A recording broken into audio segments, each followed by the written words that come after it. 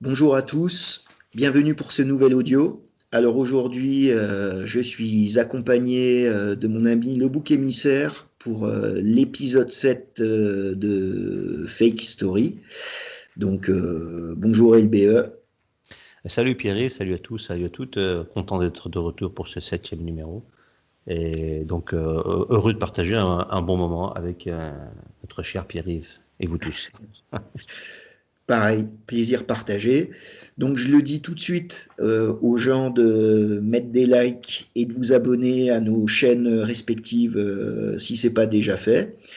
Et on va rentrer dans le vif du sujet avec une question que j'ai eue il y a quelque temps sur ma chaîne concernant les pyramides. Donc ça nous fera un point de départ pour notre discussion. Oui, et Pierre-Yves, avant de commencer, je voulais juste faire un petit rappel pour ceux qui connaissent pas l'émission, le principe et qui nous découvriraient, que nous sommes donc dans une émission qui s'intitule Fake Story, qu'on soit bien clair dès le départ, et pour les gens qui vont découvrir ça, qu'on remet en cause beaucoup de choses. Voilà, donc c'est pour ça qu'on se pose beaucoup de questions et qu'on essaie de comprendre les choses qu'on nous a mises dans l'esprit depuis des siècles et des siècles. C'est juste ça le principe, donc ne vous étonnez pas qu'on remette en cause beaucoup de choses. Voilà, c'était le petit disclaimer avant de commencer. Non, non, mais t'as raison. Alors, je vais lire la question. C'est de Hibou19 le Magnifique, pseudo rigolo. Mm. Alors, le sujet des pyramides me passionne.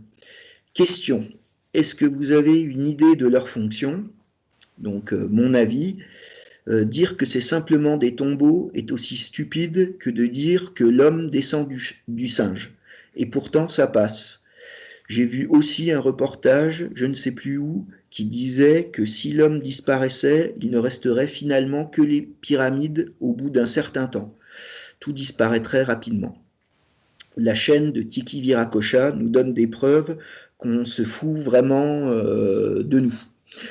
Alors, déjà, je suis d'accord avec le ton général de la question. Je pense que, comme beaucoup de choses, les histoires de pyramides, ça fait partie de la fake story. Donc, que ce soit l'histoire officielle qu'on nous apprend à l'école ou toutes les théories alternatives qui font intervenir les petits hommes verts ou enfin il y a plein de théories bizarres par rapport à ça.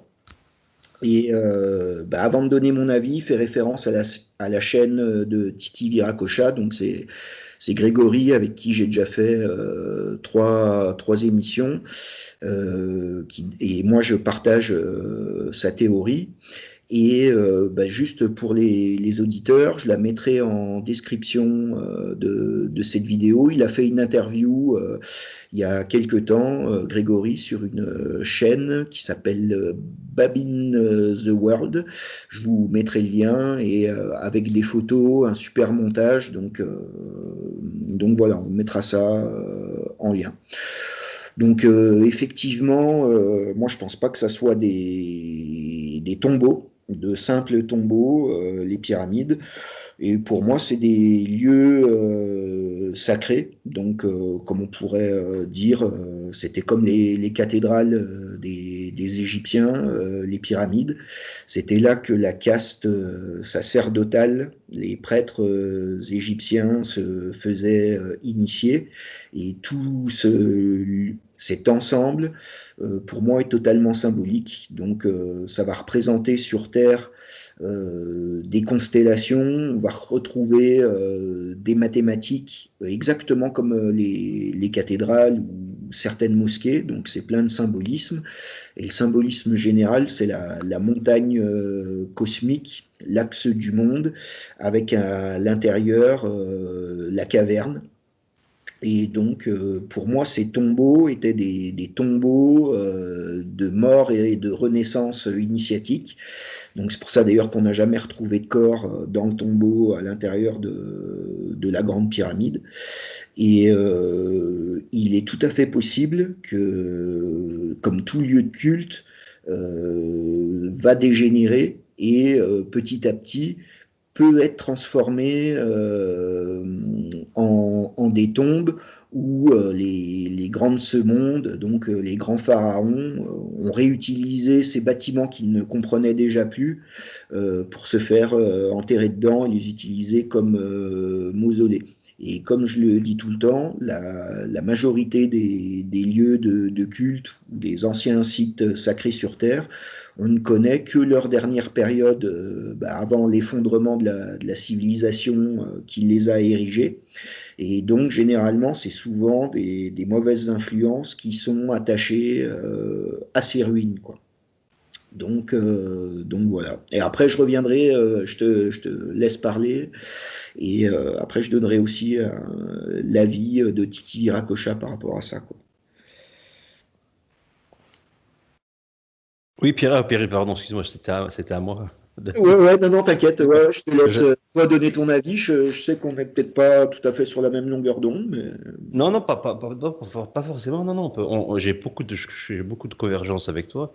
Et non, moi, j'ai juste surtout une remarque à faire sur les pyramides au niveau de leur chronologie, parce qu'on est tous d'accord enfin, c'est l'idée générale de se dire que les pyramides, elles sont l'œuvre des pharaons alors, je sais pas quelle dynastie, mais ça a été assez long, et on imagine qu'elles ont 4000, 5000 ans à peu près hein, dans ces eaux-là.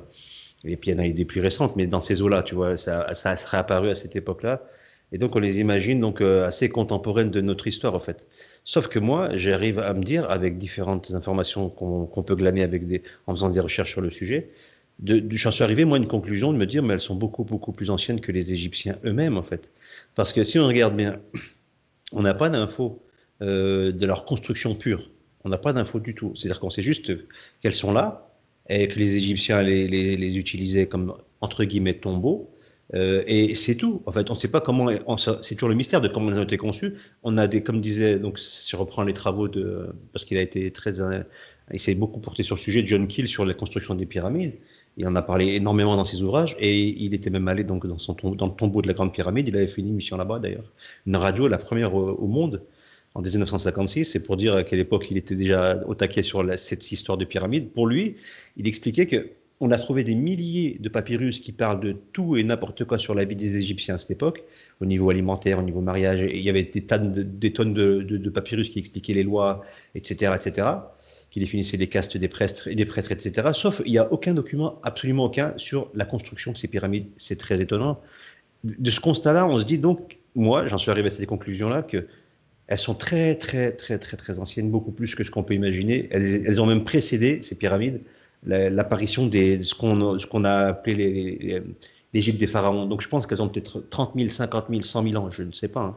Mais je les pense beaucoup plus anciennes. Et les Égyptiens en ont hérité. Voilà. Et ils en ont hérité. Je parle bien des pyramides. Après, pour ce qui est des obélisques et d'autres constructions, je n'en sais rien. Puis c'est pas le sujet.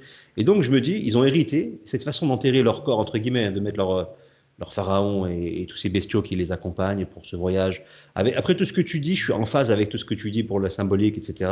Ils sont alignés sur les Pléiades, les étoiles, etc. Donc tout ça, il y a un message déjà là-dessus. Mais je pense que c'était pas eux qui ont codifié tout ça. Ils ont juste suivi quelque chose. Ils ont hérité d'un fonctionnement qui a été fait par d'autres personnes qui ont eux-mêmes construit ces pyramides. Et d'autres personnes, après, on peut mettre qui on veut. Tu vois, moi, je voulais apporter ce point de vue-là. Voilà. bah, du coup, on a exactement le même point de vue. En Et gros, oui. ce que tu dis, ça correspond à ce que dit René Guénon, qui lui parle qu'elles ont au moins 40 000 ans. Ah bah, tu vois, comme quoi, je savais pas trop, tu vois, je connaissais pas son point de vue là-dessus. Ouais. Voilà. Et ça rejoint du coup enfin, la théorie de Titi Viracocha, mais qui est visible partout. C'est pour ça aussi que je vous parle de ces vidéos, parce qu'il y a les preuves. C'est-à-dire Mhm. que plus on remonte en arrière, plus les sites sacrés sont, on va dire, presque incroyables et inexplicables. Et suivant sa théorie, mais enfin aussi d'autres chercheurs, et ça correspond aux âges traditionnels, il y aurait trois âges de construction qui correspondent à l'âge d'argent, l'âge d'airain, l'âge de fer de la tradition, sachant que l'âge d'or est vraisemblablement non terrestre, ou alors sur une terre qui ressemblait peut-être pas à la nôtre Ouais. comme aujourd'hui. Et donc, le premier âge, donc qui correspond à l'âge d'argent, il n'y a pas de construction. Les sites sacrés sont directement construits, on va dire, dans la pleine masse des rochers. Donc, Mhm. on pourrait dire c'est troglodytique. On peut penser à ce qu'on appelle les cart ruts. Donc, comme des traînées de chariots, mais dans la pleine masse des rochers. Donc là, c'est incroyable, quoi. C'est quasiment impossible à faire, quoi. Et les archéologues nous disent que c'est des routes, donc, enfin, à des endroits improbables, et comment des gens, soi-disant des hommes des cavernes, on y reviendra plus tard, pouvaient tracer des sillons tout droit à l'intérieur des rochers. On en retrouve partout sur Terre, ou des constructions troglodytiques, des grottes, mais complètement usinées dans la montagne, des canyons artificiels. Enfin, c'est incroyable, quoi. Donc là, donc ça, c'est le premier âge. Le deuxième âge qui correspond à l'âge d'airain, c'est l'âge des mégalithes, donc des constructions en blocs gigantesques, quoi, comme son nom l'indique. Et donc, moi, je pense que les pyramides égyptiennes font partie de cet âge-là, et ça peut correspondre justement à ce qu'on dit, en tout cas à plusieurs dizaines de milliers d'années en arrière. Et enfin, il y a le troisième âge qui correspond au Kali Yuga, à l'âge de fer. C'est des constructions en briques et en blocs, en beaucoup plus petites briques, avec du ciment, donc tout ce qu'on voit, quoi. Et juste un truc pour revenir à ce que disait John Keel sur la réutilisation en fait de ces pyramides par le peuple des pharaons qui n'a sûrement pas construit les pyramides. On retrouve exactement la même chose avec les dolmens et les menhirs en Ouais, Europe. C'est exactement. Voilà, parce qu'en fait, les Celtes, les Gaulois, les utilisaient comme lieu de culte, mais c'est pas, on sait que c'est pas eux qui les ont construits, c'est bien plus ancien que l'époque des Gaulois et des Celtes. Et en fait, les Gaulois et les Celtes, pour eux, c'était des dieux ou des géants qui avaient construit ces monuments, et eux-mêmes ne savaient déjà pas qui les avait construits, quoi. Et juste un truc, on en a déjà parlé, c'est de rappeler que sur Terre, il y a des sites sacrés qui sont propices à l'établissement de sites sacrés et qui sont réutilisés au fur et à mesure du temps par des civilisations successives, et au fur et à mesure du temps, on a complètement oublié qui a construit les premiers monuments, quoi. Je Ouais. t'en parlais, tu sais, pour le site de La Mecque, qui était un site sacré pré-islamique depuis toujours, quoi, j'allais dire, quoi. Il y a des endroits sur Terre qui ont toujours été des lieux propices à l'installation de monuments sacrés, et au fur et à mesure du temps, les constructions sont finalement de moins en moins impressionnantes par rapport au début, quoi. Et juste encore un truc, pour revenir à ces trois âges, alors je ne sais pas s'il y a des mégalithes autour de la Mecque. Par contre, apparemment, on m'a dit, je ne sais pas si tu es au courant, mais il y a et ça fait partie là du premier âge, on a une trace de pied dans une pleine masse des rochers. Et c'est quelque Oui, chose ouais, et on j'ai dit que entendu c'est la parler. trace de pied de Abraham ou Ouais. Ismaël. Je- Non, ils disent que c'est la trace d'Abraham, ouais. Ils ouais. disent que c'est ça. J'avais entendu parler, ça fait un moment déjà qu'on a cette info. Mais oui, j'en avais entendu parler. Mais en fait, donc ça rejoint exactement le premier âge, l'âge d'or, ou à l'époque. Donc ça rejoint la solidification du monde. Donc c'est la grande théorie qui est développée par différents penseurs et dans la chaîne de Viri, j'arrive jamais à dire son nom, Viri Kacha. Comment s'appelle ça? Tiki Ah, Viracocha, quoi. Qui Vira. Je la prononce jamais, j'arrive pas à le dire. Ça, c'est la chaîne qui est très intéressante sur les trucs qu'il fait, sur les émissions qu'il propose. Et justement, tu as parlé des traces de chars, c'est ça, incrustées dans la roche. Voilà, ouais. Et, et en fait, Donc ça, on va dire que pour la chronologie, moi j'ai découvert la solidification du monde avec toi, hein. J'en avais vaguement entendu parler, mais j'avais jamais saisi le concept. Donc pour moi, c'est quelque chose, je suis assez léger là-dessus, mais c'est bien parce que moi j'aime bien avoir des petites infos, mais sans les connaître en profondeur pour pas être trop influencé sur ma réflexion. Mais c'est vachement bien ça, ce principe de je vois le monde vraiment comme quelque chose de génial par rapport à ça, c'est-à-dire que l'âge d'or, il veut tout dire, hein. L'âge d'or, pour moi, comme tu le présentes, et donc c'est très intéressant parce que tout était possible, tout était pratique, tout était facile, entre guillemets, pour le façonner, ce monde-là, pour les hommes qui étaient là à ce moment-là, à cet instant T de l'histoire humaine.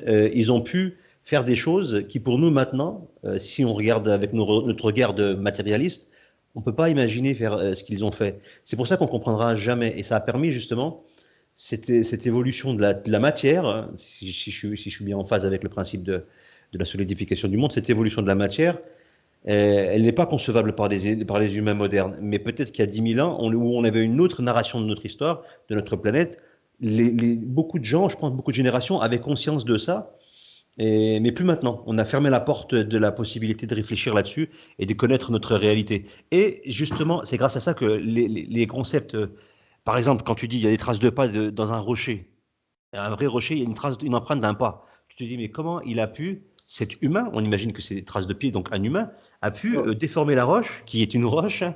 C'était pas un truc de ciment qui était frais où il a mis son pied, c'était de la roche.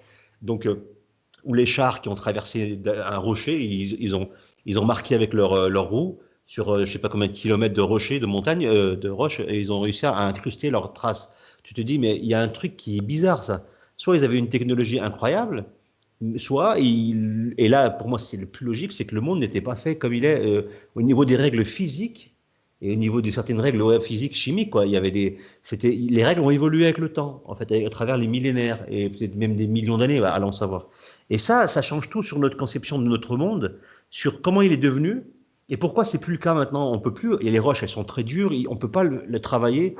On peut pas le modifier notre environnement minéral sans des gros outils énormes qui n'étaient pas disponibles il y a 10 000 ans. Mais aujourd'hui, on a ces outils-là.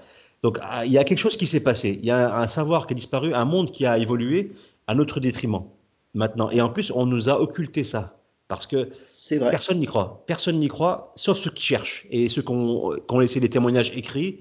Et puis après, il faut observer ce qu'il y a autour de nous. Donc, il y a des chercheurs, heureusement qu'il y en a encore, qui font ces travaux-là, et puis d'autres qui les relaient. Mais voilà, on a réussi à. Et ça sert à nous enlever, à nous couper de notre histoire originelle, de nous occulter tout ça. Je vois ça comme ça. Bon, je réponds pas à la Oui, question, je crois, mais c'était pour non, non, donner. si, c'est ça, c'est ça. Et d'ailleurs, ce que tu dis, non seulement l'environnement extérieur s'est solidifié, mais aussi le cœur de l'homme, j'allais dire, où on peut dire qu'il a la tête de plus en plus dure et Exactement. il a la vue de plus en plus courte, parce que tu vois, il y a à la fois l'environnement extérieur et à la fois l'intériorité humaine qui se solidifie symboliquement, parce qu'on fait partie aussi de cet environnement. Et bah, je voulais rappeler quelques trucs, c'est que des traces de pas ou de mains dans la roche, on en retrouve également un peu partout sur Terre, hein. Il y en a aussi en Amérique du Sud, en Afrique aussi. Voilà quoi. Et alors les explications, bah, généralement ce genre de site, ils sont laissés à l'abandon parce que ça cadre pas, bien sûr, avec l'évolutionnisme et l'archéologie, on va dire moderne, parce que bah voilà, a priori les hommes des cavernes qu'on présente comme des gros rustres, ils n'avaient pas de laser pour tailler la roche. Et juste un exemple, dans une de ces vidéos, donc c'est en Alsace, c'est des sites sacrés troglodytiques où on retrouve du coup du travail dans la pleine masse des rochers. Et à un endroit, dans la falaise, il y a un carré parfait comme un cube de roche qui a été enlevé, mais vraiment millimétré. Et il y a un petit panneau avec écrit que c'était là où ils mettaient la gamelle du chien. que les gardes à tu vois ce que je veux dire? Et Ouais, c'est ouais, ouais. écrit officiellement sur le panneau, tu sais, pour les touristes, quoi. Donc, comme d'habitude, tu vois, là, c'est pour le coup, c'est vraiment fake story, quoi. Et pareil, les traînées, soi-disant, de chariots dans la roche, qui sont très énigmatiques, hein, on ne sait pas exactement ce que c'est. Les archéologues disent souvent que c'est des voies romaines, alors qu'on connaît très bien la façon dont étaient construites les voies romaines, et ça a rien à voir. Ils taillaient pas dans la pleine Ouais, masse bah du oui. rocher. Tu sais, il y avait plusieurs couches de sable et tout. C'était déjà Il y avait une assez structure. élaboré, mais c'était pas ça. Et en Mm. plus, à chaque fois, c'est des endroits où de toute façon c'était pas des routes commerciales, c'est en pleine forêt. Le site le plus incroyable à ce niveau-là, c'est ce qu'on appelle la vallée phrygienne en Anatolie, où là on retrouve Mhm. vraiment là carrément des canyons artificiels et usinés. Enfin, c'est incroyable, quoi. Et pareil, Grégory, moi, les vidéos qui m'ont plus impressionné, elles sont en Italie, ce qui s'appelle les Via Cava. Et pareil, c'est incroyable. Et lui, il appelle ça des canyons artificiels, mais je vois pas comment on peut appeler ça autrement, parce qu'on voit bien que c'est pas l'érosion ou l'eau, c'est vraiment des tranchées dans la roche, dans les montagnes, et elles font 10 mètres de haut et plusieurs centaines de mètres de long, quoi, tu vois. Ouais, c'est pas l'œuvre de la nature. Tu sens qu'il y a un travail derrière tout ça. Oui, oui, c'est pas l'œuvre de la nature, et il y a quelques chercheurs, enfin, qui viennent, tu sais, carrément avec, comme on appelle ça, des niveaux, tu sais, Ouais, des niveaux laser pour. la nature ne fonctionne pas en ligne droite, tu vois, Mhm. l'érosion, ça fait des sillons, mais plutôt comme des petites vagues, alors que là, on peut retrouver des choses où ils posent le niveau et c'est parfaitement droit, donc c'est usiné, c'est pas naturel, quoi. Donc tu vois qu'il y a et tu te dis, soit ils avaient des outils, soit ils avaient une connaissance et des capacités qui dépassent l'entendement, et soit le monde n'était pas au niveau matériel, était complètement différent pour faire des choses aussi précises. Euh, Ouais. il y a plusieurs pistes, quoi. Ouais, il y a plusieurs pistes. Et moi, bah, c'est pas spécialement Grégory enfin, en fait, on a lu ça dans le règne de la quantité de René Guénon. Il y a un Mhm. chapitre qui s'appelle La solidification du monde, qui est incroyablement énigmatique, ultra intéressant. Et lui, comme moi, c'est un chapitre où on est resté dessus. Le chapitre d'après, il s'appelle Les limites de l'histoire et de la géographie, justement, aussi. Mhm. Et là, ce qui est vraiment intéressant dans ces travaux à Grégory, c'est qu'il va sur place pour montrer factuellement que ce que dit Guénon peut se retrouver sur place. Parce que sinon, franchement, c'est des chapitres, il t'envoie dans les étoiles, quoi. Enfin, où tu te dis, bon, bah, qu'est-ce qu'il a fumé, Ouais. René, quoi. Il est pas tout seul dans sa tête. Tu peux Voilà, penser ça. voilà. Mais effectivement, parce que il dit par exemple qu'il y a énormément de légendes qui disent qu'au début des temps, donc à l'âge d'or ou au paradis, tous les cailloux vulgaires, tous les cailloux étaient des pierres précieuses et que petit à petit, ils se sont, on va dire, noircis et durcis et ils ont été de plus en plus vils. Tu vois, ça rejoint tout, exactement l'histoire de la pierre noire, justement. Des gens de la pierre noire, ouais, ouais. Et il pose une question un peu rhétorique et il dit jusqu'à quel point on pourrait se demander est-ce que c'est vraiment des légendes, quoi, en gros. En fait, ça me fait penser à un rapport, ça n'a rien à voir, mais enfin, si, ça a à voir, c'est le fait de l'être vivant, en fait. Il naît, il est propre, il est pur, il est magnifique, il est souple, il peut absorber tout, et il grandit à sa pleine forme, à arriver à un âge où il est au top. La vingtaine, est parfaitement physiquement, il est en bonne santé, puis après, ça fait juste une dégradation jusqu'à arriver à quelque chose de vil et de périmé, et puis il passe à trépas. Et ce que tu dis, la définition de choses, c'est que voilà, au départ, tout est beau, tout est simple, tout est pratique, et après, ça fait que se dégrader au fil des siècles et des millénaires. Tout à Peut-être que fait. c'est un cycle qui se rejoint, mais là, c'est un cycle plus large. exactement. Et bah, tu as tout à fait raison. Et tu sais, on peut penser par exemple aux os des bébés, tu sais, qui ont Mhm. le crâne et les os beaucoup plus Très souple. Ouais. ouais, ouais, malléables. Et Mhm. petit à petit, tu sais, les personnes âgées, elles ont de l'arthrose. Tu vois, Mhm. Ouais. il y a une solidification, une rigidification du squelette, quoi, en fait. Ouais, exactement. Et Et ouais, ouais, c'est ça. Et ce qu'il faut comprendre, c'est que l'environnement terrestre et l'être humain marchent en synchronicité. C'est-à-dire que l'homme à la fois modifie son environnement, mais à la fois l'environnement modifie l'homme. Tu vois, il n'y a ouais, pas. C'est un peu comme l'œuf ou la poule, quoi. Mais c'est qu'en fait, les deux sont en synchronicité, en fait. exactement. Il y a Et ça, et ou sinon, moi, ça m'a fait penser aussi à des choses. Dans les campagnes françaises, les légendes de Gargantua, du géant Gargantua, mhm. on retrouve un peu partout où on dit par exemple, tu sais, certains rochers, on dit que c'est une crotte de Gargantua, ou alors qu'en fait il s'est essuyé les pieds et c'est de la boue et ça a fait plusieurs rochers. T'as des lacs ou des rivières, on dit que c'est Trace de pas, c'est ça? ben, on dit donc que c'est Gargantua qui s'est arrêté parce qu'il avait un besoin pressant, tu vois, par exemple. Et Ouais, en fait, d'accord. si on regarde toutes les légendes, j'avais lu un auteur qui s'appelle Henri d'Autanville. En fait, son livre, qui est très intéressant, qui s'appelle Mythologie française. Et en Mhm. fait, il fait de Gargantua un espèce de démiurge qui aurait façonné le paysage de la France, tu vois. Donc là, on va très loin, tu vois ce que je veux dire. Ça serait Ouais. entre guillemets des hommes ou des surhommes, tu vois, qui auraient façonné notre environnement extérieur, quoi. C'est-à-dire, en gros, au niveau des montagnes, au niveau de la structure géographique du pays, ça sous-entendrait ça? Que, Ouais, il y a ouais. énormément, tu sais, de petits crocheux qui vont s'appeler des dents de Gargantua, ou des légendes locales qui vont expliquer la géologie par une action de Gargantua. Et notamment, par exemple, il y a des vallées où on dit que c'est Gargantua qui se baladait avec son chariot et qui a créé la vallée, tu vois, par exemple, quoi.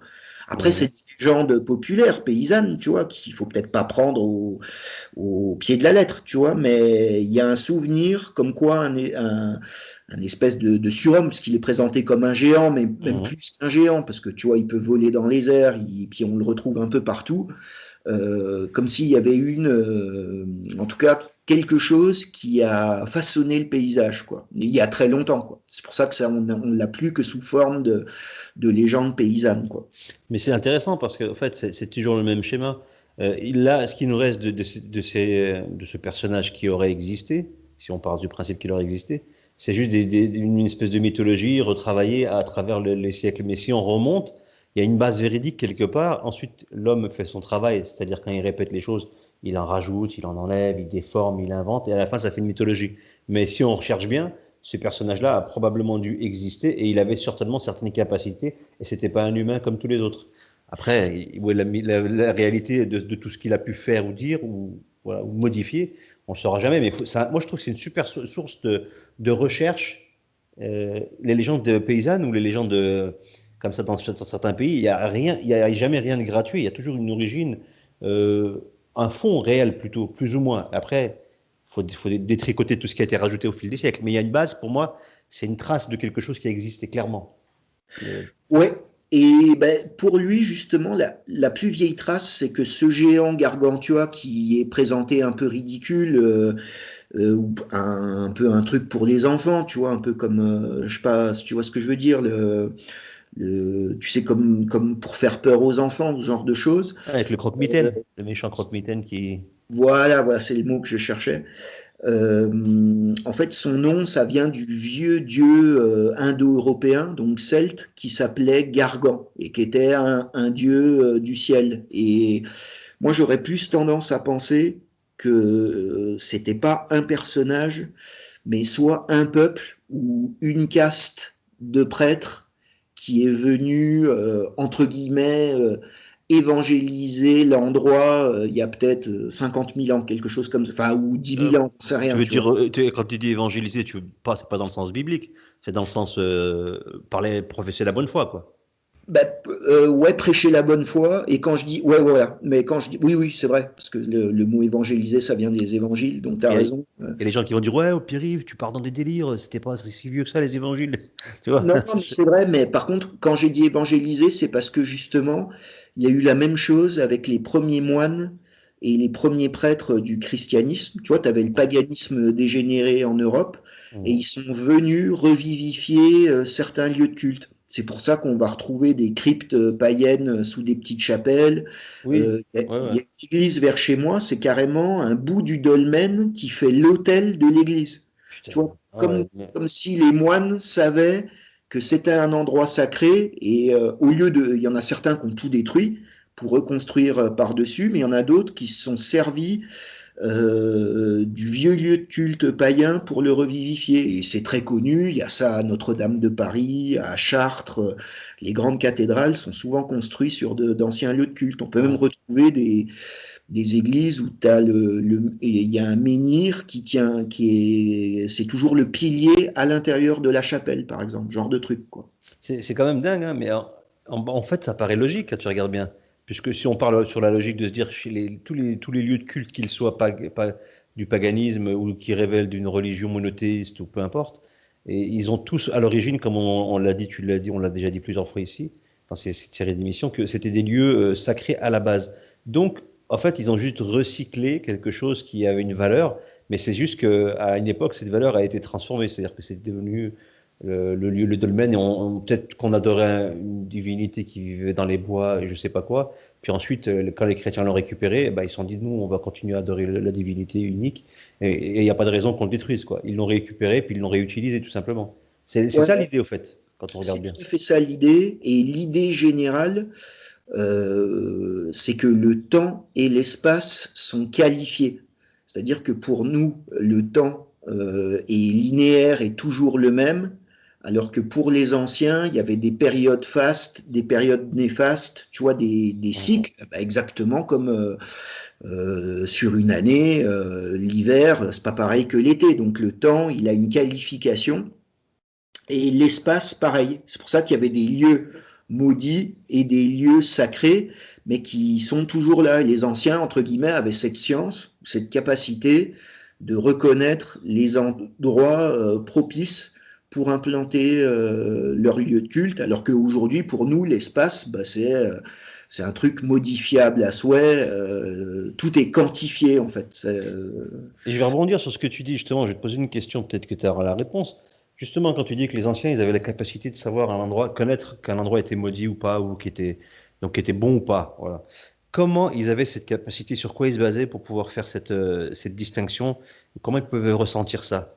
C'est ce que tu as t'as une réponse ou tu connais un peu comment ils utilisaient, quelle méthode ils utilisaient pour ça? Ça m'intrigue, ça, tu vois? Bonne question. Moi, je pense que je parle parce que c'est très compliqué, moi, je parle de l'impressivité du paysage, c'est-à-dire l'impression que ça donne. Il y a des lieux où on se sent bien et des lieux où on se sent mal en fait. Et que les Ouais. anciens qui étaient beaucoup moins matérialistes que nous, moins solidifiés justement, Mhm. moins rigides à ce niveau-là, avaient peut-être la capacité de se dire tiens, cet endroit-là, entre guillemets, il sent bon, et cet endroit-là, on va pas implanter de trucs parce qu'il va être insalubre ou on va pas être bien, quoi. Les Romains connaissaient ça, par exemple. Alors c'est dans un texte de Cicéron qui s'appelle De Divinatione. Je le cite dans un de mes livres. Il dit qu'il y a des lieux qui rendent les gens joyeux et qui créent que les enfants qui naissent ont une vigueur d'esprit et qu'il y a des lieux insalubres. Et lui, il dit que c'est des lieux qui s'appelle Tartaria, et il y a plein de lieux en Europe qui s'appelaient Tartaria et qui venaient du Tartare, et c'est des endroits maudits. Et c'est ce que et Guénon, lui, parle de porte du ciel pour les lieux saints, donc qui est un surnom de la Mecque, de Jérusalem, de Babylone, ça veut dire la porte des dieux. Il y a plein d'endroits comme ça qui ont été surnommés la porte du ciel, et inversement des endroits qui vont être, je sais pas, des bouches des enfers, donc des lieux comme si la planète c'était un espèce de damier avec des lieux qui tirent vers les influences infernales, inférieures, et des lieux qui élèvent l'esprit, quoi, en fait. Et ça, c'est bien parce que justement, c'est très bien la symbolique que tu utilises du damier. Donc, moi, je suis en phase avec ce que tu dis parfaitement. Même si je ne l'aurais pas formulé comme ça, c'est exactement comme ça que je vois ce monde. Au niveau, tu vois, c'est un damier et on a un plan, donc ce qui est sombre est donc lugubre et c'est infernal. Et ce qui est blanc, c'est le côté positif, etc. Ça rejoint ce que tu disais sur le côté Tartaria et le côté qui donnait la grâce, etc., avec des enfants intelligents et qui étaient pleins de vie. C'est le lieu-là, et donc ils sont pour, entre guillemets, cartographier. Quelqu'un a cette cartographie de ce monde, ou du moins, si elle n'est pas écrite clairement, en tout cas, ils avaient une connaissance de cette cartographie terrestre, des bonnes ondes et des mauvaises ondes, on va dire ça comme ça. Non, Parce non, que ils n'ont pas construit les lieux par hasard, ils avaient une science de la Terre, comment elle fonctionnait, comment elle répondait, parce que c'est ça l'idée, c'est que la Terre, elle est vivante, elle dégage des ondes, elle dégage des choses qu'on ressent, donc ça revient à ce que tu disais sur le côté impressionniste, comment tu disais, impressionniste, non, Un- bah, l'impressivité, je sais pas si ça c'est là l'impressivité, où on a une impression, où voilà, il c'est y a ça, une ambiance, un air du temps, tu vois, quelque chose de voilà, difficile à exprimer, quoi, en fait, ben, c'est une ça. sensation. Mais le mot, on le comprend très bien, impressionnivité, même si peut-être qu'il existe ou pas, peu importe. En tout cas, on le comprend. Et ce mot-là, ce sens-là, on va dire, il était inné chez beaucoup de populations pré-modernes, on va dire, même beaucoup plus anciennes que. On compte même plus, mais c'est en milliers d'années, peut-être plus. Et ben, ces gens-là, ils avaient une cartographie de ce monde, ce qui était bon et mauvais, géographiquement parlant, hein. Et ils ont su où aller, où s'installer, où construire des villes. Il n'y avait pas que le côté tu sais, cours d'eau, météo, protection, etc. pour faire une ville. Il y avait aussi ce côté-là, parce les villes, forcément, elles sont construites là où tu peux vivre, où tu peux t'installer, des plaines avec, fertiles avec de l'eau, etc. Et un accès pour se déplacer. Mais il y avait aussi le côté, ce côté-là, parce que sinon, ils n'ont pas fait ça par hasard, les gens. Tu vois, et ils n'ont pas construit leur temple, leur lieu de culte. Où Oh, pas par hasard. Ils avaient une carte mentale, ou je ne sais pas si on peut dire ça, et elle existe toujours, mais qui elle a hérité, ou est-ce qu'elle existe encore quelque part notée, écrite, je ne sais pas, mais clairement, il y a une cartographie de cette planète avec ce côté obscur, on va dire, et ce côté positif. Et ben, voilà. tu vois, par exemple, mon pote qui a acheté un terrain dans le enfin, à côté de chez moi, quoi, dans le village.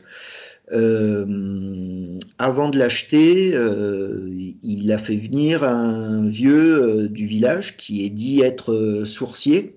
Mhm. Et donc il avait un espèce de bâton de noisetier, tu sais, les trucs de Ouais, sourcier là. en fourche. Ouais, ouais. Et il lui a dit super terrain, bonne ambiance et tout. Et il a cherché de l'eau et il lui a dit bah, faut creuser là. Ils ont creusé là, et puis c'est là qu'il a mis son puits, quoi. En gros, le vieux, il a trouvé de l'eau sur Ouais, son bah, terrain, quoi, direct, quoi, tu vois, en une seule fois, quoi. Donc, et ça, je pense que c'est des gens qui ont une certaine sensibilité, tu sais, comme. Et après, bah ça, ouais, effectivement, ça se perd, et je sais pas, par exemple, ça, comment ça se transmet, comment. Et je pense que tout ça, c'est des vieilles sciences perdues, quoi, en fait.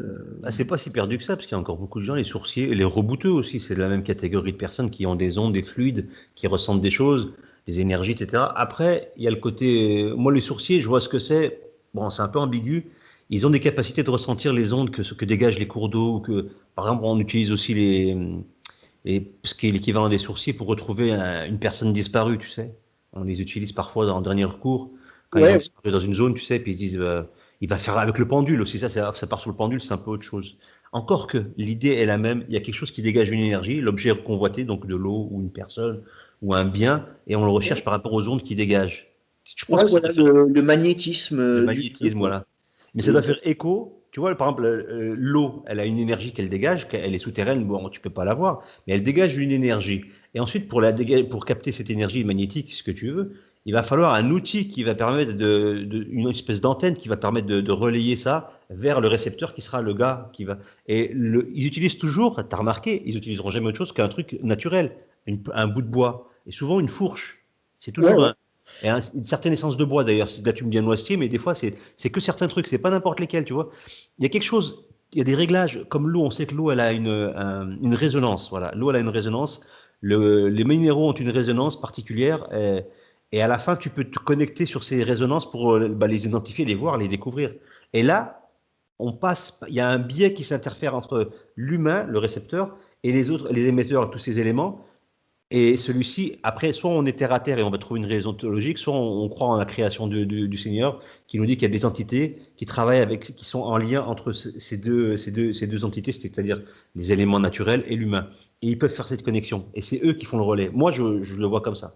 Mais ils ont Ouais, cette ouais, capacité, les sourciers, etc., à trouver. c'est Et vrai. ils sont pas. Il y a beaucoup de, par exemple, je crois que c'est à Chartres, Mhm. la cathédrale de Chartres, il y a en fait, elle est placée au-dessus de Deux quoi, excuse-moi? Je dis deux quoi? du confluent de deux rivières souterraines, tu Ouais. vois, par exemple. Donc, alors là, moi, pareil, hein, moi, j'ai rien à dire de plus, mais je sais que les cours d'eau souterrains, souvent, c'est bon signe. Il y a souvent des lieux au-dessus de cours d'eau souterrains, quoi. Ouais, c'est pas le hasard quand on regarde bien. Il y a quelque chose qui attire, il y a quelque chose. La Terre, elle parle, tu sais, et nous, soit on reçoit ce qu'elle nous dit, soit on zappe, on passe à Ouais, ouais. côté. Et Et quand tu parles que les gens ne s'établissaient pas au hasard, c'est tout à fait vrai. Et moi, il y a un historien très connu qui s'appelle Arnold Toynbee. Je ne sais pas si ah tu en as. oui, de nom, je connais, ouais, ouais. Eh ben, j'ai Et- un livre de lui qui s'appelle, alors que et c'est un auteur, on va dire, matérialiste, quoi. Je sais même pas Mhm. s'il était croyant ou quoi. Et j'ai un livre de lui qui s'appelle Les villes dans l'histoire. Et il précise bien que toutes les villes, à l'origine, étaient des villes sacrées, construites autour d'un sanctuaire. C'est-à-dire qu'il y avait un lieu saint, donc un lieu qualifié, qui a amené un sanctuaire avec sûrement un pèlerinage, et que petit à petit, se sont concentrés les hommes, mais qu'en gros, c'est toujours pour des raisons sacrales, on va dire, religieuses, que les gens ont établi des villes. Et que les villes comme qui ne sont pas enfin, récentes, on va dire, et depuis la Renaissance, on a des villes qui s'implantent ouais, autour d'un gisement pétrolifère, d'une mine de charbon. Aujourd'hui, ça va être autour d'une usine. Et tu peux même penser aux nouveaux quartiers aujourd'hui, tu sais, par exemple à Disneyland. Tu vois, tu as Disneyland et il y a toute une ville avec des lotissements qui se mettent autour. C'est-à-dire que nous, aujourd'hui, c'est que des buts matériels qui déterminent l'emplacement des êtres humains, Mhm. alors que les anciens, c'était pour des buts sacrés, quoi. On est passé du tout au tout, en fait, on a fait totalement l'inversion. On allait s'élever spirituellement, et c'est pour ça qu'on allait s'installer vers ces lieux, on créait ces lieux-là pour s'installer autour, pour s'élever spirituellement. Maintenant, on va se couler physiquement et humainement en créant des villes comme, donc, comme tu dis, à Marne-la-Vallée, là, Disneyland plutôt, et Voilà. sinon, ou à Las Vegas, c'est encore mieux, Las Vegas, parti Ah oui, oui. dans le désert, et on ne sait pas, ils sont allés créer une ville, pardon, dans la décadence la plus totale. Comme quoi, on est vraiment à l'inverse total. Donc c'est une fin de cycle claire, hein, et c'est plus les mêmes buts quand on Voilà. crée. Et ça rejoint toujours cette histoire de solidification qui était peut-être dans l'environnement naturel, même si ça c'est très difficile à prouver, tu vois, de dire que la matière était différente, je sais pas, il y a 10 000 ans. Non, c'est sûr. Mais Mais par tu peux contre, quand même le supposer clairement, quand même. On peut quand même le voilà. supposer d'une manière Oh, très moi, forte. je te dis, il y a plein de lieux géographiques et je te dis, c'est rigolo parce que je te dis c'est en Étrurie, enfin autour de Rome, donc c'est des vieux sites étrusques. ce qu'ils appellent les via cava, c'est complètement laissé à l'abandon parce que en fait, ils ont même pas envie qu'il y ait des touristes qui viennent ou quoi, parce que c'est inexplicable par rapport à la science moderne, parce que ça colle pas en fait. Mhm. Donc, euh, donc voilà, et pour dire que indépendamment de cette matière, et parce que moi en gros, je pense que la matière se solidifie et que le temps s'accélère, quoi. Et je sais pas si tu vois ce que je veux dire. C'est-à-dire que et ça, c'est difficilement prouvable, mais moi, j'en suis sûr, rien qu'en étudiant, avoir étudié le Moyen Âge, je suis sûr que les journées au Moyen Âge, le temps paraissait plus long qu'aujourd'hui. Je sais Mais pas si tu vois ce que je veux dire, c'est je que vois. un an au Moyen Âge, c'était peut-être comme 10 ans pour nous, parce que sinon les gens, ils faisaient trop de choses. Tu vois, tu Ouais. regardes des journées, je sais pas, les paysans, ils prenaient 2 heures et demie de pause pour manger, par exemple. Tu vois, Maintenant, c'est inconcevable. ouais, ouais, Maintenant, c'est 20 minutes. Si tu manges 20 minutes, c'est bien. ouais, voilà, ouais. Donc du coup, et comme je te le dis, c'est ça qui est très compliqué à exprimer. C'est pour ça que je suis peut-être un peu hésitant, c'est que comme je te disais, c'est comme la poule ou l'œuf. C'est l'homme, il n'est pas à l'intérieur d'un espace-temps. C'est lui aussi qui va qualifier lui-même son espace-temps. Tu vois, les deux sont en synchronicité et imbriqués en fait. Ben, ça paraît très très logique parce qu'on part du principe, après moi je vais prendre le point de vue religieux, parce que l'humain, il a été créé à partir d'argile. Donc il est créé à partir des éléments minéraux de cette planète sur laquelle il vit. Donc il est en résonance avec ce monde et l'espace-temps en plus qui vient se rajouter à sa vie, mais il est obligé d'être incorporé dans tout ça, c'est un tout, parce qu'il est issu de ça. Sa constitution première, c'est de la Terre.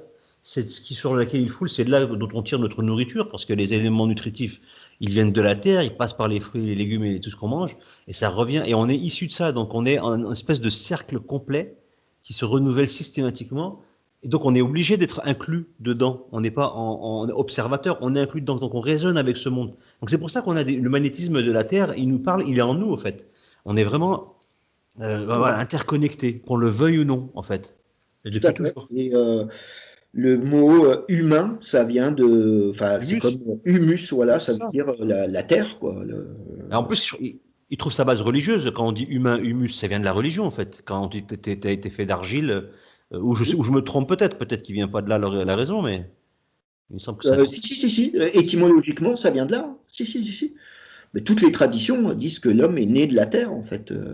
Ouais. D'ailleurs, même le mot géant, ça vient de là, hein. Ça veut dire, c'est géo, tu vois, Mhm. de géant, et le ANT, c'est ante, tu vois, ça veut dire, en gros, issu, né de la terre, quoi, tu vois, et dans les cosmogonies grecques, les géants, ils sont nés de la castration de Ouranos qui a versé son sang sur la Terre et naissent les géants de la Terre, quoi, tu vois, par exemple.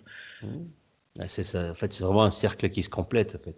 Tu peux chercher partout, dans tous les horizons, à la fin, tu reviens à la même origine. On est issu de cette planète Terre, on est des terriens, et on n'est pas des choses issues du hasard, et on sait même pas de quelle constitution. On est vraiment ancré, on est lié, la Terre est notre œuf, en fait. Et on vient de là, et elle dépend de nous. Euh, Ouais, ouais. Et on pourrait presque dire, tu vois, que les premiers hommes, enfin, ou les hommes du début du cycle, moi, selon moi, n'avaient pas besoin d'avoir de bâtiments sacrés ou de sanctuaires ou de lieux de culte, parce que pour eux, la terre entière était un temple. Je sais qu'on retrouve aussi mhm. cette idée en islam, en fait, que si t'as pas de mosquée, en fait, tu peux prier où tu veux, parce que la terre est une mosquée Ouais, entière, en fait. exactement, elle est soumise au Seigneur, donc c'est un lieu de culte géant. Tu peux prier tant Voilà. que tu pries juste dans la bonne direction, et c'est tout. Et après, Et peut-être qu'au fur et à mesure des cycles, les premiers trucs, c'était peut-être une modification de la nature. Après, on a fait un petit dolmen. Après, on fait des pyramides. Et après, on fait des trucs de plus en plus complexes pour marquer cet éloignement du principe, de l'origine divine. Et plus on est loin, plus l'homme est obligé de faire des trucs compliqués. Et t'as pareil en théologie. Moi, je pense que la première religion des êtres humains, elle devait être très, très, très, très simple. Ça devait être justement un monothéisme pur.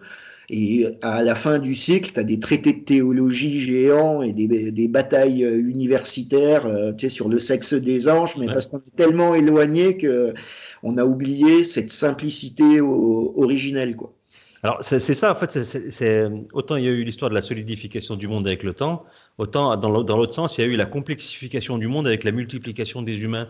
À l'origine, on avait donc le couple primordial, si on est croyant, si on est créationniste, hein, évidemment. Et il y avait le couple primordial qui a enfanté, qui ont enfanté, qui ont fait plein d'enfants. Et donc, au fur et à mesure du temps, au début, c'était, comme tu le dis, hein, probablement un culte très simple, voilà, très très basique. Et il s'est complexifié parce qu'il y a eu une multiplication d'humains, et puis les premières générations disparaissant, il y a eu des effets de rajout qui ont été faits parce que les témoins n'étaient plus là. Donc il y a eu des multiplications des populations, et évidemment, il y a eu ceux qui les ont mal guidés pour les égarer, parmi les humains ou parmi, entre guillemets, les démons, on va parler pour faire simple.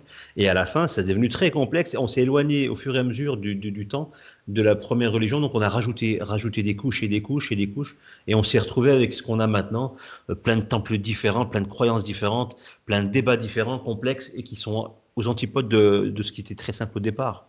Oh, Au départ, au et début. ça, je te dis, même des historiens matérialistes. Moi, j'ai un livre d'un historien marxiste qui s'appelle L'effondrement des sociétés complexes. Et il explique qu'à la fin d'une civilisation, bah, il y a de plus en plus de lois, de plus en plus d'interdictions, de plus en plus de monde. Enfin, tu vois, Ouais, et c'est la marrant, société se complexifie, en fait. ça ressemble à maintenant, ça. Totalement, hein. C'est des livres c'est de la collapsologie. Donc, oui, oui, c'est pour expliquer qu'on va bientôt s'effondrer. Ouais, non, c'est ça. C'est ça. Et ce que je voulais dire, bah, d'ailleurs, ça nous fera rebondir sur le sujet que tu voulais aborder, mais qui est aussi dans la question. Parce que je rappelle la question de Hibou 19, il disait que c'était aussi stupide de dire que les pyramides étaient des tombeaux que de dire que l'homme descend du singe. Et quand tu parlais du couple primordial et du créationnisme, c'est même de la logique pure. C'est-à-dire que même si on est évolutionniste, tu es d'accord que il y a eu forcément, tu sais, donc on provient des grands singes, et à un moment donné, il y a un grand singe, tu sais pas pourquoi, il est devenu un être humain, mais il a fallu qu'en même temps, il y ait une femelle singe qui devienne être humain, parce que on sait que si t'essayes de faire reproduire un grand singe et un homme, ça donne rien du tout. Donc ça veut dire que c'est là où c'est complètement débile l'évolutionnisme, parce que non seulement c'est débile en général, mais ça veut dire aussi que quoi qu'il arrive, même pour les évolutionnistes, il faut un mâle et une femelle pour se reproduire chez Ouais, toutes ces espèces animales. Donc ça veut dire qu'il y a eu un homme et une femme, une femelle singe et un homme singe qui en même temps se sont hominisés pour pouvoir faire un homme. Enfin, tu vois, exactement. Ouais. parce que tu vois, ça c'est connu, c'est comme ça d'ailleurs qu'on détermine les espèces, c'est qu'elles sont fertiles entre elles, tu vois ce Elles que je sont veux dire? compatibles. Elles sont compatibles pour avoir une reproduction. Donc, ouais, c'est ça, c'est ce que tu dis. Ils Et sont pas. donc, si on descendait à la rigueur, moi je voudrais, par exemple, enfin, il y a plein de raisons qui font que je suis pas évolutionniste, mais il y en a une en tout cas, c'est que tu peux pas essayer de faire reproduire un grand singe et une femme ou l'inverse, un homme et une femelle grand singe, ça sera toujours infertile. Donc il n'y a pas Ouais. de solution de continuité entre le singe et l'espèce Homo, quoi. Donc, c'est deux choses différentes, quoi. Bah, c'est la conclusion, c'est-à-dire qu'on ne fait pas partie de la même espèce du tout. On a juste des ressemblances physiques, et ils ont joué là-dessus, en fait, hein. Ils ont les évolutionnistes, ils ont joué là-dessus. Ils ont regardé donc les ressemblances, les traits communs qu'il y avait, et ce qui est le plus flagrant, c'est l'homme et le singe. On est d'accord. Les mêmes mains, la même posture, physiquement, on est très proches. Comportementalement, on a des points communs. Donc, ils se sont dit, bah, allez, on va dire que l'homme, il vient du singe, et puis qu'il a changé doucement, doucement, mais sûrement. Sauf que, comme tu dis, Si on est de la même espèce, ou on a été de la même espèce, au bout d'un moment, le système de reproduction doit être compatible jusqu'à un certain point. Et en plus, il faut la synchronicité du développement du singe vers l'homme. Il faut qu'il y ait, comme tu dis, le mâle et la femelle qui soient développés en synchronicité. C'est-à-dire un empilement qu'on appelle ça, de mutations qui arrivent sur un spécimen mâle et un spécimen femelle en synchronicité absolue, c'est-à-dire le temps d'une vie, en fait. Le Ben temps ouais, d'une ouais. vie. C'est pas sur des millions d'années. Et parce qu'il faut se reproduire tout le temps. C'est pas on fait une pause de 2 Et millions puis, a d'années. priori, pas des frères et sœurs, parce que généralement, ça fait des dégénérescences quand Ça il y a fait déjà. de Voilà. proches parentalité, quoi. Alors, tu as ça aussi. Et donc, après, tu dis, bon, ça tient pas la route, on est dans une voie de garage. Donc, après, ils éludent le problème, ils en parlent pas. Donc, t'as des blancs là-dessus, sur cette théorie, où on parle pas du tout de ça volontairement parce que ça met à mal l'histoire. Et Ouais, ouais. Et bah, moi, la théorie que j'aime le plus, c'est celle bah, développée notamment par les auteurs traditionalistes. Et Evola, il en parle dans le Métaphysique du sexe. Et c'est totalement logique en plus. Tu sais, ça part du principe que le plus ne peut pas sortir du moins. Tu sais, si tu hum, as 10 euros en poche, tu peux payer un truc 9 euros, mais tu peux pas payer un truc 11 euros. hum, Tu vois ce que je veux dire? D'ailleurs, ça rejoint les lois de la thermodynamique. Et vu que l'espèce humaine, elle est en haut de l'échelle, ensuite tu as animal, végétal, et ce que je dis en plus, c'est vraiment mathématique, c'est-à-dire que en haut d'une échelle, ce qu'il y a en haut comprend éminemment ce qu'il y a en bas, en fait. Et donc, selon Evola, en gros, il le dit au début du Métaphysique du sexe, c'est pas l'homme qui descend du singe, mais c'est le singe qui descend de l'homme. En fait, c'est-à-dire que toutes les espèces animales, toutes les espèces minérales et les végétaux, ça rejoint ce qu'on raconte au début, sont déjà comprises et intégrées dans l'homme, quoi. Et après, tu peux remonter les échelons de l'être bah, jusqu'à Dieu, on va dire, et puis le règne au-dessus de l'homme, je sais pas, on peut appeler ça le règne angélique, tu vois, et on va dire c'est des êtres qui ont encore plus de qualités, qui sont encore moins limités, ainsi de suite, jusqu'à l'illimité, voilà, c'est ça. jusqu'à l'infini, tu vois. Ah ouais. C'est comment on appelle ça? L'arborescence qui fait que voilà, on déroule et plus on monte, plus on arrive vers la perfection. Et c'est Voilà. ça. Et, ça, c'est enseigné dans certaines écoles soufis, c'est la Mhm. théorie, mais aussi dans le taoïsme et dans plein de traditions. C'est la théorie de l'homme universel. Tu sais que Mhm. l'homme est un microcosme, tu vois, et qui Mhm. a l'image du macrocosme. Et chez les peuples tribaux anciens, on a toujours la légende d'un géant primordial qui a été démembré. On a ça dans l'hindouisme ou dans les cultures scandinaves.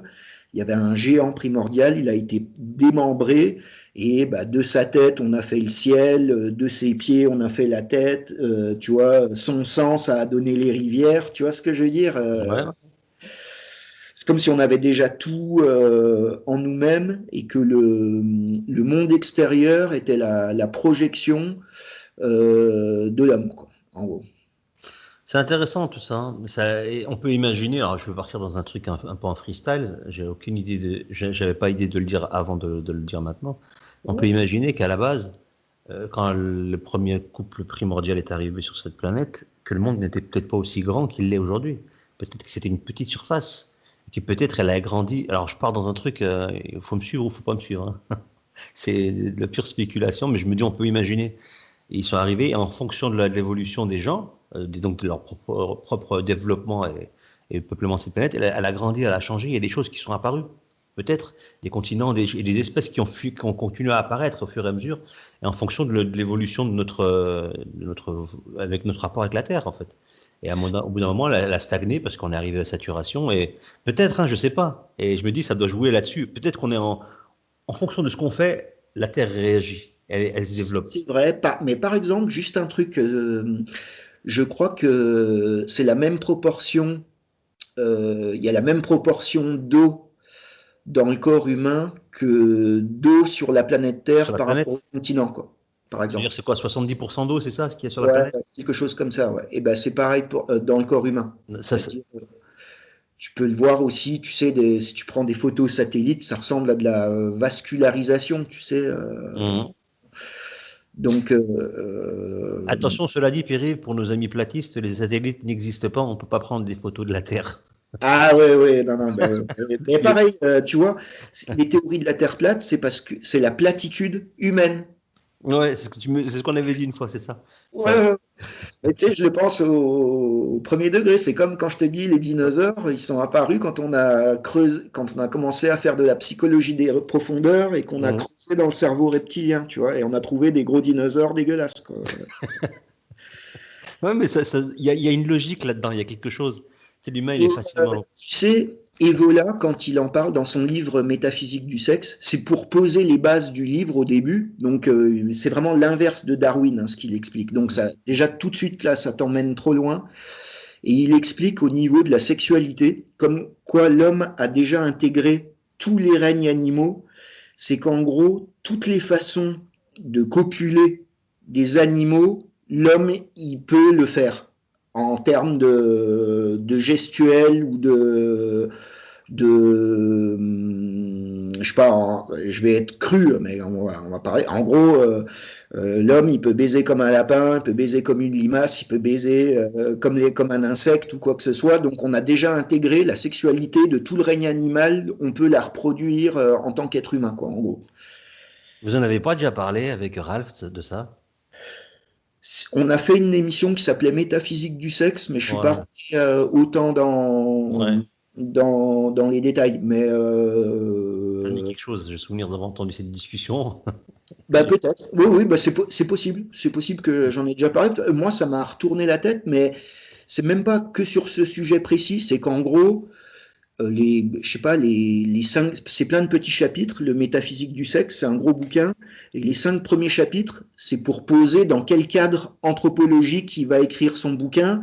Et son cadre anthropologique, c'est l'inverse de Darwin, et c'est une involution en fait. Et Mhm. c'est pas l'homme qui est projeté dans le monde, c'est le monde est à l'intérieur de l'homme et qui se projette à l'extérieur, quoi. Enfin, tu Ouais. vois. Ouais, mais c'est ça. Et ouais, de toute façon, ça paraît logique en tout cas quand tu regardes sur cet angle-là. C'est ce Et tu vois, processus est logique. si on prend la Genèse, après le péché originel, c'est là qu'on voit, c'est écrit dans le texte de la Genèse, comme punition, on va dire, après le péché, il y a les yeux des êtres humains qui s'ouvrent et Dieu les revêtit d'une tunique de peau. Donc ça veut dire que dans le paradis, les hommes, enfin les êtres humains, c'est une créature avec les yeux fermés et sans corps. Donc tu as une projection vers l'extérieur. En fait, tu as les yeux qui s'ouvrent et Dieu qui met une forme matérielle, quoi. Ouais, c'est assez particulier ça je le connaissais pas ce verset enfin, de la Bible Ah qui ben de la ça, c'est Genèse. vraiment dans la Bible, hein. Il y a écrit, leurs yeux se désillèrent, donc ça veut dire qu'ils s'ouvrirent, et Dieu les revêtit d'une tunique de peau. Ça c'est vraiment dans le texte de la Genèse. De la Genèse, d'accord. C'est Ouais. c'est un truc vraiment où ils sont allés loin dans plein de domaines, mais c'est dans la Genèse aussi justement. C'est un peu plus, probablement un peu plus loin que c'est plus tard et ils expliquent que la femme à cause de son péché originel enfantera dans la douleur en fait. Voilà. Ouais, ouais. C'est Ce qui pouvait peut-être. Et là, du coup, ça aussi, c'est très énigmatique, quoi, parce que ça veut dire en gros que bah, soit il y avait pas soit qu'il y avait qu'un seul couple originel dans le paradis, ou alors pouvait se reproduire sans douleur. Mais donc, du coup, c'est une autre humanité, en fait. ouais, c'est ambigu parce qu'en fait, ils parlent vraiment de quand ils disent ils ont péché au paradis, puis ensuite ils ont été chassés et à partir de là, leur punition donc d'être chassés du paradis et ça sous-entend que par la suite elle enfantera dans la douleur. Je pense qu'il n'y avait pas eu de procréation puisque au paradis ils n'avaient pas conscience de leur atout, tu vois, sexuel, donc ils n'avaient pas l'idée de copuler. Donc à partir du moment où ils ont péché, ils ont été chassés, donc ils ont pu que avoir des enfants au paradis sur terre. Et c'était la sanction. Moi, c'est comme ça que je le comprends dans le texte et surtout quand Bah, on tu sais, réfléchit. moi, comment je le comprends? C'est que Dis-moi. pour moi, le paradis, c'est le monde de la multiplication. Et Adam, il a le pouvoir de nommer les choses. Et Mhm. je pense que c'est le monde imaginal que je parle souvent, c'est le Mhm. monde un peu du rêve. Et l'homme avait la capacité de créer instantanément, vu qu'il est fait à l'image de Dieu, d'autres êtres humains sans avoir besoin de la reproduction Mhm. sexuée. Et qu'à la sortie du paradis, c'est le monde de la division. On n'est plus dans la multiplication, on est dans la division. Ouais, c'est pas mal ça comme point de vue. Ça peut. En tout cas, c'est une vision paradisiaque parce que au niveau du paradis, donc la vie après la mort, là, on est juste avant la vie en fait. Et la vie après la mort, dans le paradis tel qu'on le représente, on aura la capacité de tout imaginer, d'avoir ce qu'on veut en fait. Donc imaginer, on peut imaginer voir des gens qu'on fasse apparaître des choses, des êtres. Ça serait un peu, au début, ce serait ça, et puis après, donc l'imaginal, ça peut être avant la vie et après la vie. Donc une fois qu'on est du côté Ouais. paradisiaque, ça peut être, ouais, c'est ça, ça se tient en tout cas, ça me paraît Et logique. une chose aussi qu'on voit dans la Genèse biblique, c'est que les premiers hommes donc sur Terre, hein, après le péché originel, donc dans les conditions terrestres, plus le texte avance et moins les gens vivent longtemps. Tu sais, les premiers Ouais, prophètes, ils vivent 900 ans, ou, tu sais, ou Mathusalem, tu sais, on dit, ça date de Mathusalem, c'est tellement voilà. ancien. Et en fait, la vie se rétrécit, en fait, des êtres humains. Et je crois même qu'il y a je crois que c'est après l'épisode du déluge où Dieu dit vous ne vivrez plus que 80 ans, quelque chose comme ça. C'est écrit textuellement à un moment du texte Ouais. biblique, tu vois. Mm. Et à la fin, les histoires de temps qui s'accélèrent, ça je l'ai vu dans toutes les eschatologies, notamment l'eschatologie musulmane, quoi. Mm. Et moi, je rappelle tout le temps, c'est dans Ovide, ça doit être dans les Métamorphoses, où il dit qu'à la fin de l'âge de fer, donc à la fin des temps, les nourrissons naîtront avec les tempes grisonnantes, quoi, tellement le temps va s'accélérer, tu vois. Elle est horrible, cette image, mais... Ah putain, ouais, c'est pas mal. Ouais. Euh, Donc, du coup, y a plein d'histoires comme ça de temps qui va en s'accélérant, quoi. Mais en fait, c'est ce que tu disais tout à l'heure, le temps qui s'accélère, en fait, c'est concrètement, le temps, lui, ne change pas, mais c'est juste parce que l'occupation de l'homme dans ce qu'il a à faire dans ses tâches quotidiennes et dans sa réflexion, son occupation de l'esprit, il y aura tellement de choses qui vont le submerger que le temps passera très vite et il aura moins de choses à faire physiquement, ce qui n'était pas Voilà. le cas il y a 1000 ans où tu devais chercher ton eau, tu devais faire tes vêtements, tu devais marcher beaucoup, donc tu passais ton temps. C'était très, très lent. Toutes les choses prenaient du temps à Exactement. faire Et, pousser les choses et tout. et ça, je crois qu'on en a déjà parlé, mais je le Ouais. rappelle tout le temps, c'est dans le dessin animé Corto Maltese, vu que ça a une époque où il n'y a pas encore de voiture et de moteur, des fois, t'as 3 épisodes qui se passent dans la traversée d'un océan où ils sont sur une... En fait, c'est très, très, très, très, très lent et je trouve que l'auteur, je me rappelle plus son nom, qui est très connu, quoi, il a bien retranscrit parce que tu sais, maintenant, tu vois des films du Moyen-Âge, les gars, ils ont le même flot de paroles que nous, Ouais, c'est pas des possible. explosions partout, ils vont à 200 à l'heure, tu vois. Alors qu'en fait, non, tu voulais aller au marché à 10 kilomètres, et ben, tu prenais ta charrette, et en fait, tu avais pour une après-midi pour aller au Voilà, marché. c'est ça.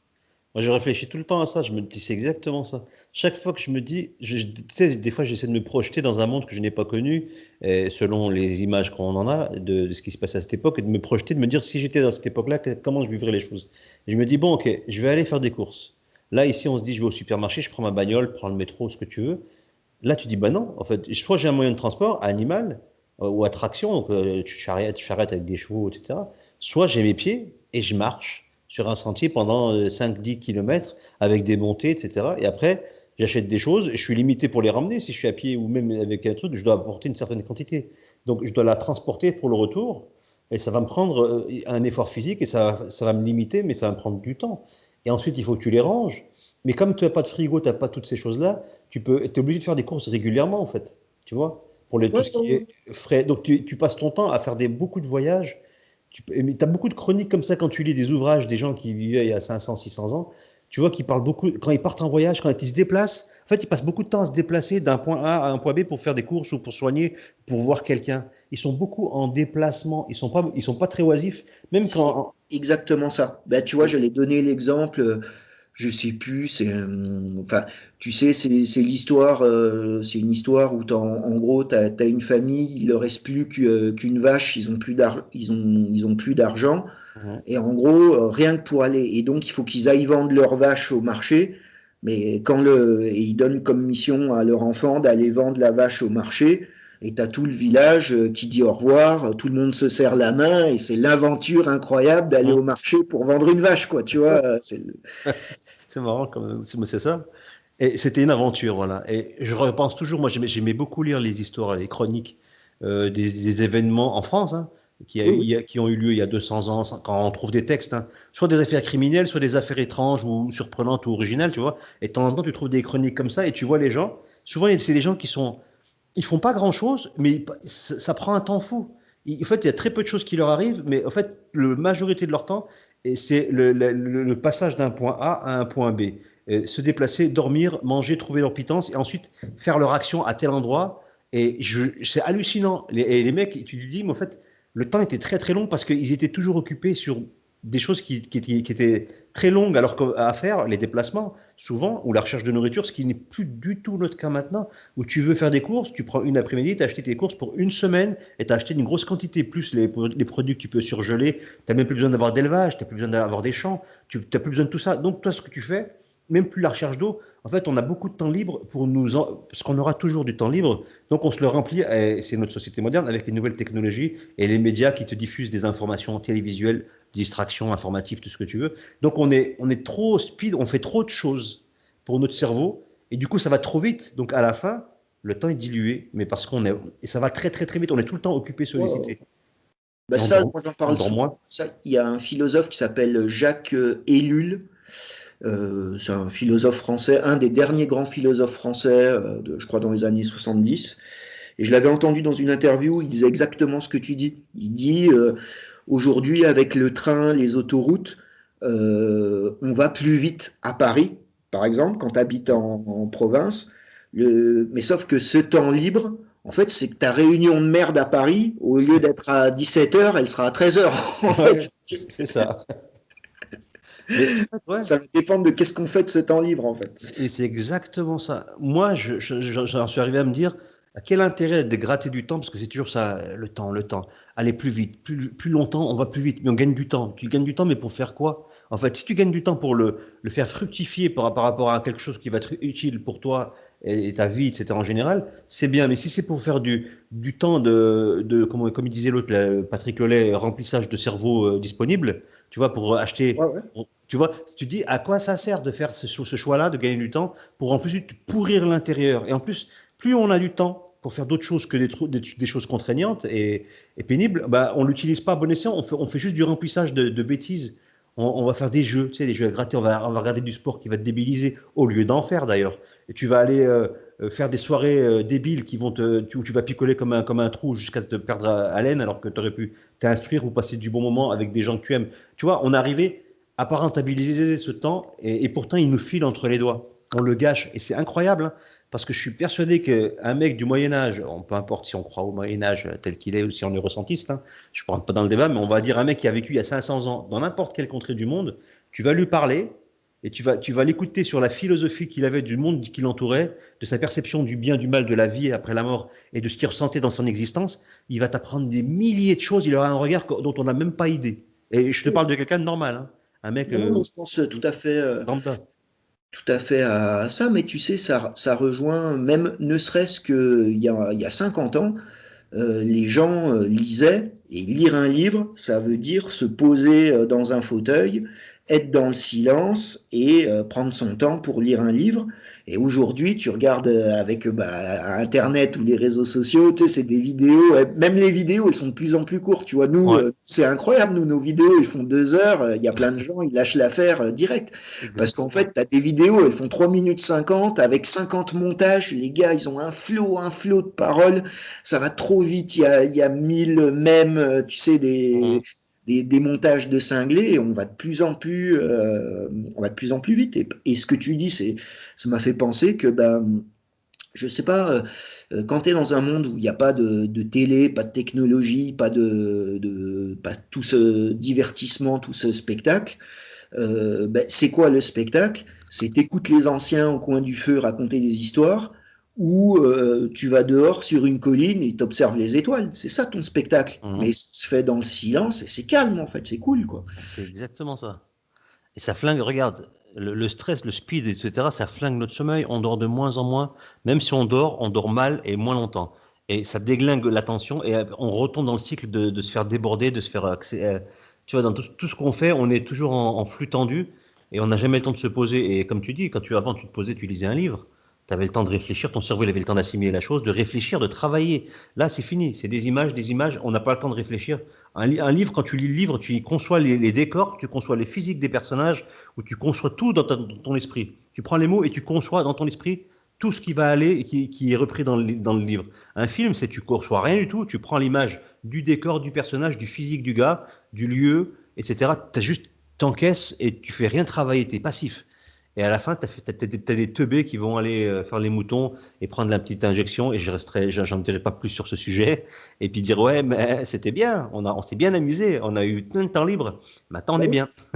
Mais même ce que tu dis, là c'est la vérité. Normalement, les vaccins et tout ça, c'est une dizaine d'années ou au moins 5 ans. Aujourd'hui, c'est en 8 mois, c'est bon. Voilà, c'est accéléré aussi. C'est, en Et fait, c'est la pour logique. généraliser, on peut comparer, moi je pense, parce que je pense que tout est dans tout. Tu sais, ça rejoint le macrocosme, microcosme.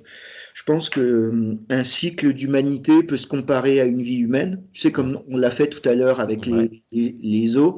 Mhm. Et juste en termes mathématiques, tu vois, si on va dire une personne, elle vit 100 ans, et ben sa première année, c'est 1/100. Et sa 99e année, c'est 99/100. Donc, tu vois, je sais pas si tu comprends ce que je veux dire. C'est-à-dire que ta première année, quand tu es bébé, bah, c'est celle qui t'a paru le plus longtemps parce que c'est 1/80. En fait, je sais pas Tu as si une tu... grande marge, tu as encore de la marge devant toi à venir, donc tu vas prendre ton temps, tu n'es pas dans l'urgence, en fait, c'est ça? Voilà. Ouais. Et à la fin, quand tu meurs, bah, c'est 100/100. C'est 1/1. Je sais Donc, pas, tu en as fait. termes mathématiques, quoi, tu vois. Ouais. Donc, et ça, enfin, quand je dis ça, je me suis peut-être mal exprimé, mais juste pour dire, c'est que quand tu as 5 ans, une année, ou même une heure, ça passe pas pareil que quand tu as 40 ans. Ah, rien à voir. Mais ça, on est d'accord, hein, le cycle. De toute façon, c'est toujours pareil, hein. On a des perceptions et en fonction de l'âge ou de la situation. Parce que l'âge joue évidemment. Quand tu es enfant, tu n'as pas la même perception du temps que quand tu es adulte. Puis tu n'as pas la même conscience. Et hein, tu n'as pas la même réflexion. Donc la réflexion, l'activité et l'expérience font que le temps passera plus vite quand tu as acquis plein de choses et que tu es occupé à plein de choses. Et ça, c'est au travers de l'histoire. Mais la vie en elle-même est un cycle assez étrange entre l'enfance, l'adolescence et la vieillesse. Là, je vois, j'avais des gens dans mon entourage, des gens que je connaissais qui étaient âgés. Je les voyais, ils sont arrivés, ils ont passé les plus de 80 ans, ils sont arrivés 89, 90 ans, puis ils trouvaient le temps long. Ils attendaient qu'une chose, c'était la mort. J'ai connu quelqu'un comme ça qui attendait la mort, qui avait plus goût à rien, et c'était long. Il attendait qu'une chose, se partir. Et il n'était pas croyant, hein. Il attendait de Ouais. partir. Tu vois, pour te dire, c'était l'ennui, et plus la décrépitude physique, mais c'était l'ennui, tu vois. Et parce qu'il n'y avait plus rien, tu vois, c'est très étonnant. Alors que, à l'inverse, tu prends un enfant, il n'a pas cette perception de l'ennui. Même si un enfant, il s'ennuie jamais. Il Non, s'ennuie jamais. non, Il va s'occuper avec ses crottes de nez, je dis n'importe quoi, non, non, mais avec machin, il s'ennuie jamais. Il trouvera toujours quelque chose à faire. C'est un non, non, enfant. c'est vrai. Et d'ailleurs, c'est un conseil que je donne aux gens qui s'ennuient, c'est de fixer son attention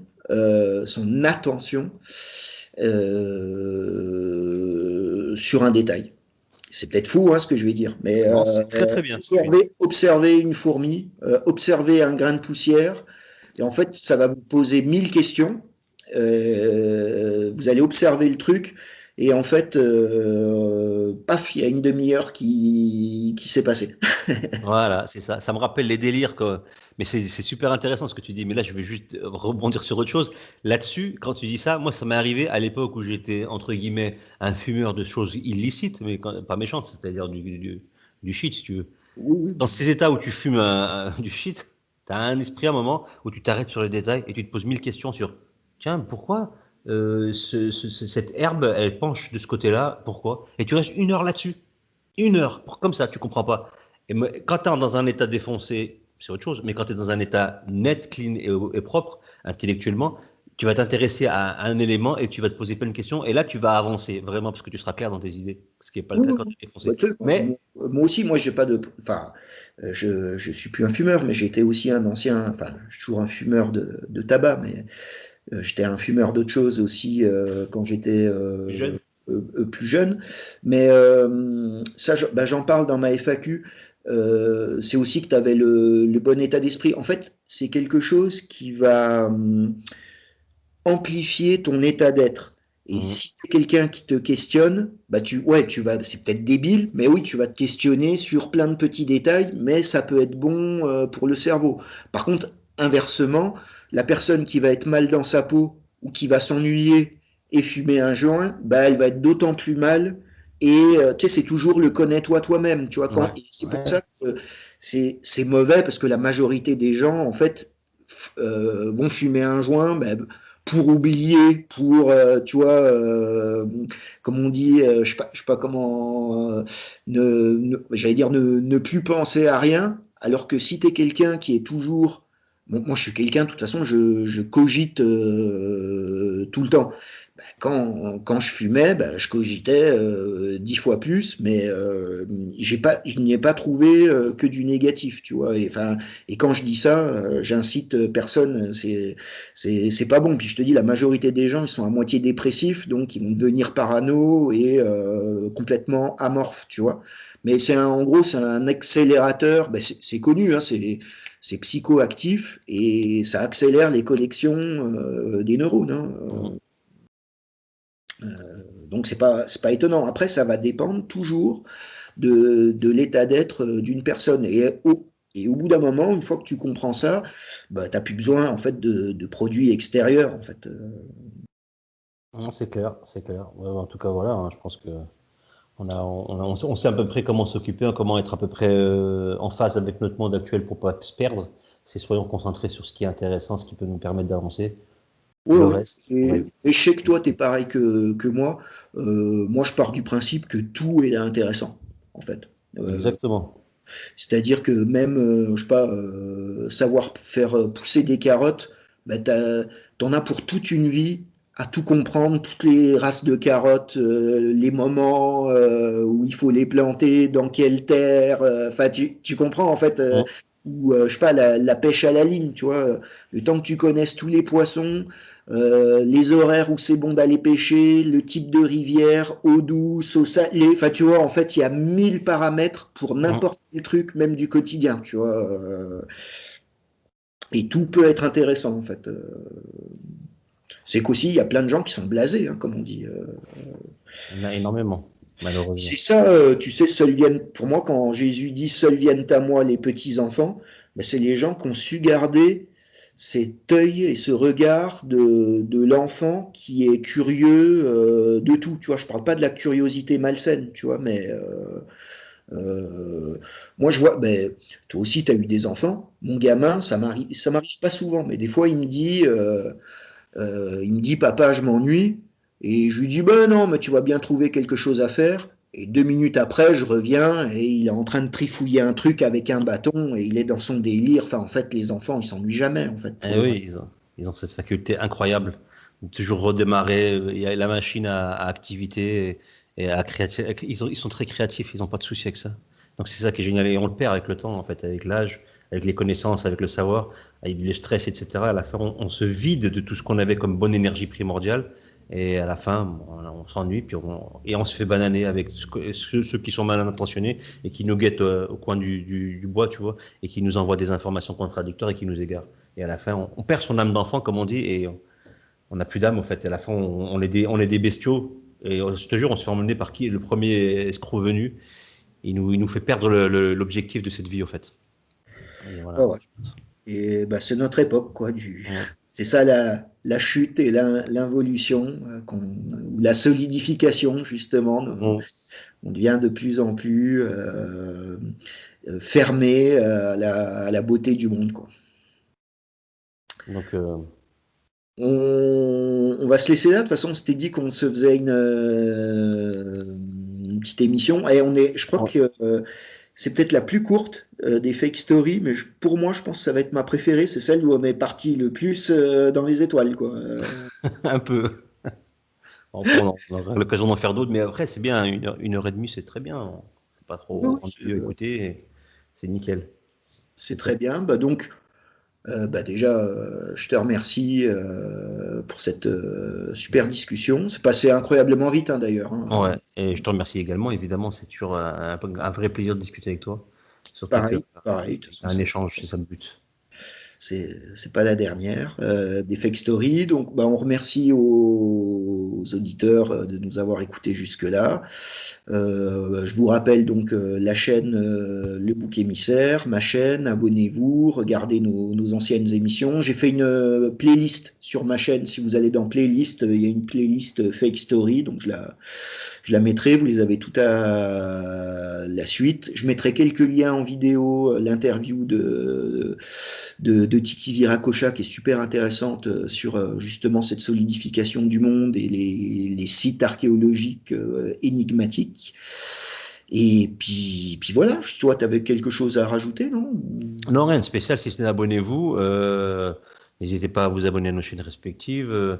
Et puis voilà, si vous avez des questions, vous pouvez les poser soit directement sous la vidéo, soit vous pouvez nous les mettre sous différents liens, sur d'autres vidéos, mais n'hésitez pas à les poser en demandant, voilà, en précisant que c'est pour le Fake Story. Et puis rappelez aussi, si vous avez des remarques, rappelez à quel moment on évoque un sujet sur lequel vous voulez parler, parce que dans une vidéo d'une heure et demie, c'est compliqué de se rappeler tout. Des fois, c'est juste pour ça qu'on sache de quoi on parle, en fait. Voilà. Puis c'est tout. Sinon, voilà, likez, abonnez-vous, diffusez, voilà, tout simplement. Ok, et puis si ça te dit, la prochaine fois, on essaiera de se faire ça en live. Comme ça, Alors, on peut, alors, ça serait probablement faisable sans problème. Après, il faudrait juste qu'on ait des questions claires et concises qu'on nous posera. Surtout concise, parce que c'est compliqué d'avoir des longues questions. Si on part, après on s'arrête plus. Donc des questions concises, et puis après on pourra rebondir sur plusieurs questions en live. Ce sera bien, ouais, avec plaisir, si on peut le faire. Ouais. ouais, ouais, ça pourrait être pas mal. Eh ben ok, bah, merci à tous, bonne continuation, et bah, à très bientôt et à la prochaine. À très bientôt.